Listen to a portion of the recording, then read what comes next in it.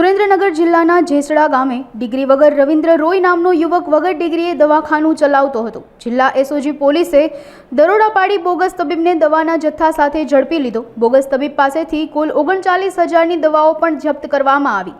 માનવ જીવન સાથે ચેડા કરી દર્દીઓનો ઇલાજ કરતો હતો। પોલીસે ગુનો દાખલ કરી વધુ તપાસ હાથ ધરી છે। જિલ્લા એસઓજીએ એક બોગસ ડૉક્ટરને ત્યાં રેડ કરી આ બોગસ ડૉક્ટર રવિન્દ્રનાથ ઉપેન્દ્રનાથ ઉત્તરાખંડના છે, જે પોતે રજિસ્ટર્ડ મેડિકલ પ્રેક્ટિશનર ન હોવા છતાં પણ એલોપેથીની પ્રેક્ટિસ કરીને મળી આવતા એસઓજીએ તેમના વિરુદ્ધ તેમની પાસેથી એલોપેથિક દવાનો 40,000 રૂપિયા જેટલો જથ્થો ઝડપી પાડેલ છે અને તેમના વિરુદ્ધ મેડિકલ પ્રેક્ટિશનર્સ એક્ટની જોગવાઈઓ મુજબ ગુનો દાખલ કરાવેલ છે।